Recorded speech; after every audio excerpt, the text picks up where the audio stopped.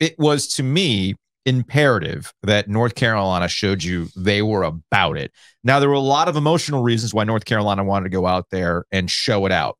Clearly, there was kind of a, surround yourself around Tez Walker and the fact that he is not playing. And we'll spend some more time later this week talking about where things stand with Tez Walker. And this weekend kind of being an inflection point that I'll be curious to see if the NCAA takes all of the dunking that they had to endure over the weekend. I mean, the fact that Eric Church is out there, the chief is out there wearing a Tez Walker jersey, and even the radio call on ESPN just blasting the NCAA, how they react to everything that happened over the weekend. But what's funny to me is, as much as we've been talking about Drake May, I didn't find him to be the best part of that game. Drake May was okay. He had some plays he wants back, a couple of interceptions, right? It was a little bit discouraging that the late season Drake May that we saw last year kind of carried over in this game against South Carolina, against a defense that we know gave up a lot of yards last year. But again, you can focus on the issues that you have. You can improve, just like what we've been talking about with North Carolina. So maybe South Carolina's defense improved a little bit.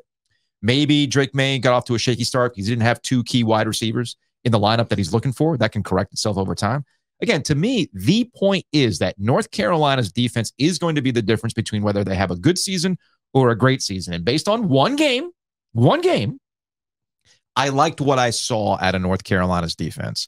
And now that we see Florida State take care of business against LSU with the talent, and we're going to see Clemson tonight against Duke, we're looking at a upper half of the ACC that looks pretty good, all things considered. But again, the difference with UNC, the great unknown, is just how consistently good is that defense going to be.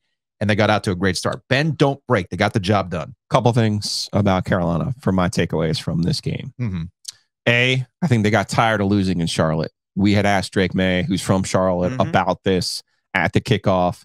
And it wasn't just the Clemson game. It was South Carolina in the bowl game as well.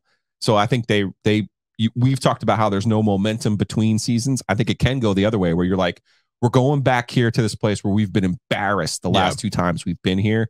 So we're gonna show you guys what we're made of. I thought that was number one. Makes sense. Number two, their offensive line, I thought was a world better than what we saw at the end of the year. I don't know how many times I can say this before people start believing me. I don't care if you're Tom Brady. I don't care if you're Aaron Rodgers. I don't care if you're a combination of all of them. It's really difficult to just drop back and throw passes against a defense that knows you're going to drop back and throw passes. Yeah. You have to be able to keep a defense guessing. Omarion Hampton is an absolute dude. He looks like he spent the entire offseason in the weight room. He looked amazing to me. Okay. Number one, British Brooks, a guy who did not play last year, gives you another back. He's an older player. This is a theme in college football this year. Older players can make plays and help you win football games. I thought those two guys were outstanding. I thought Drake, the picks weren't great, but the last touchdown in particular to Copenhagen, come on. Yeah, come on. I think Drake May is going to be fine. It was just a shaky start, but the defensive number, obviously, everyone's talking about 9 sacks week one. They had 17 sacks in 13 games last year. 2 points about their defense. Number one, I do think they got rid of some players in their secondary who were holding them back. Not in a bad way. This is not me settling old scores with Tony Grimes. This is me pointing out. You love to do that. This is me pointing out that they had a safety who was perpetually in the wrong spot last year. And again, you want to be Bill Belichick, you want to be Vince Lombardi, you want to be Bill Parcells, you want to be Gene Chizik. If your safety, who is basically the quarterback of your defense, is not in the right spot, you are absolutely FUBAR. Okay. So that helped, number one. Number two. Not just players, by the way. Made some coaching changes back there too. Nah, I'm not doing that. Okay. Just saying. I'm not doing that. Here's number two. Carolina, their recruiting success, other than Drake May and Sam Howell, has consistently been on the defensive side of the ball.